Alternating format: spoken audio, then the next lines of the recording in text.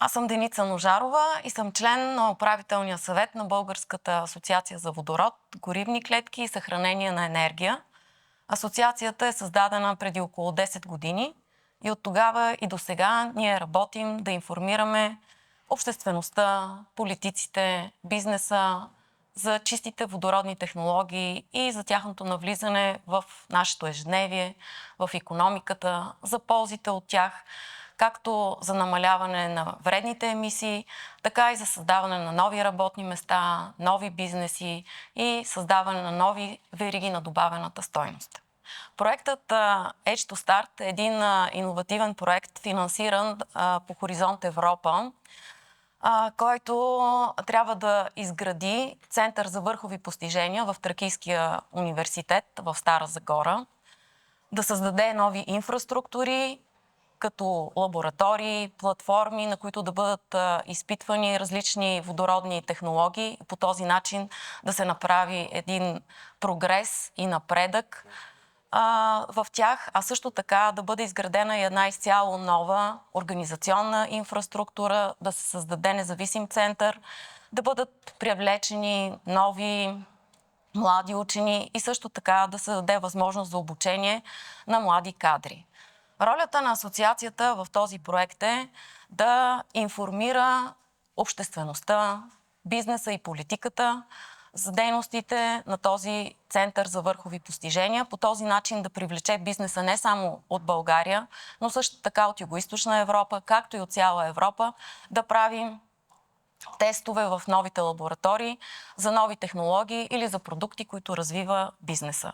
Нашата цел е чрез създаване на контакти и участие в различни събития, както в България, така и на международно ниво, да промотираме дейността и да създаваме нови възможности за съвместни партньорства между центъра и други такива центрове или висши учебни заведения, както и бизнеса. Българската асоциация участва както в редица проекти, така има и няколко инициативи в България с цел да популяризира водородните технологии и да създаде устойчиви водородни екосистеми.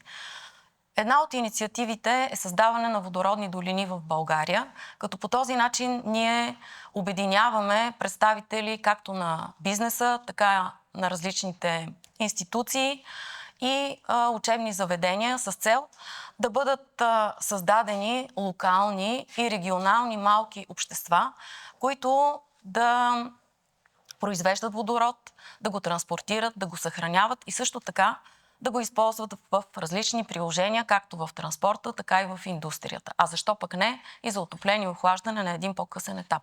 Първата финансирана долина по европейска програма е водородната долина Захир в региона на Стара Загора. В тази долина се очаква да бъде изграден електролизьор с капацитет от 5 мегавата, който ще бъде захранван от нов соларен парк от 20 мегавата, като произвеждания водород ще бъде използван както в градския транспорт, така и за балансиране на мрежата и за осветлението на Стара Загора. Освен това, имаме инициирани водородни долини в Пловдив с Тракийска икономическа зона, където трябва да бъде изградена първата индустриална зона, която е климатично неутрална. Там ще бъдат използвани водородни технологии, а също така и във Варна с военно-морското училище, където пък ще наблегнем за водородни технологии както в морския транспорт, така и за приложения в пристанищата. Има инициирани водородни долини в Бургас и във Враца. Много интересна и много обещаваща инициатива на Българската асоциация е навлизането на водородни автобуси в публичния транспорт в общините в България. От една страна, като партньор имаме ЕСО ЕАД, който като дружество е задължен да изгради зарядната водородна инфраструктура в България, а от друга страна Тойота, които с партньорски организации произвеждат водородни автобуси Гаетано в Португалия и предлагат за публичния транспорт много интересен лизингов модел, при което Тойота доставя автобуса, извършва цялата поддръжка, осигурява производството на зелен водород, а пък съответната община плаща цена на километър. От страна на българските общини има голям интерес, най-вече Пловдив, Бургас, Варна, Стара Загора, Враца, защото това е един чист транспорт в сравнение с електрическите автобуси. Водородните автобуси имат много по-голям пробег. Освен това, през зимата може да бъде осигурено отоплението, което при електрическите автобуси не е така еднозначно. И ние се надяваме, че със съвместни усилия ще можем да видим в следващите години водородни автобуси в градския транспорт в България, а по-късно и в междуградския транспорт. Има много интересни приложения на водорода, но специално от гледна точка на България смятам, че огромният потенциал от възобновяеми енергийни източници може да бъде използван както на местно ниво, както за чисто електрически приложения, така и България в едно близко бъдеще да може да изнася зелен водород към икономиките, които имат голяма нужда от такъв водород и не могат да го произведат сами поради недостиг на възобновяеми енергийни източници.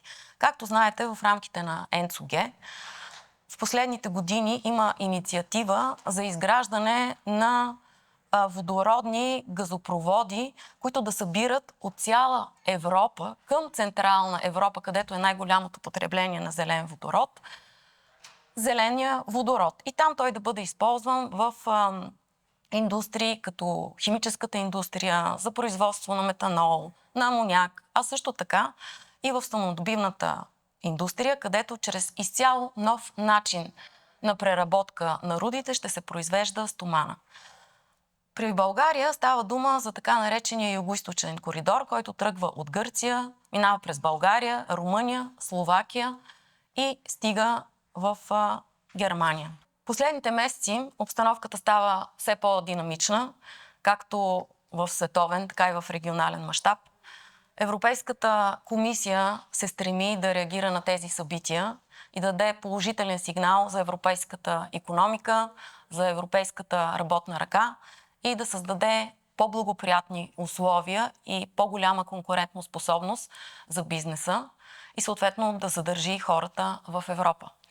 Една от много прясна инициатива, която е от 26 февруари, това е чистата индустриална сделка, в която има голям дял зеления водород.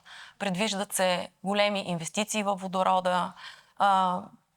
Ще има трети търг на Европейската водородна банка с голямо финансиране.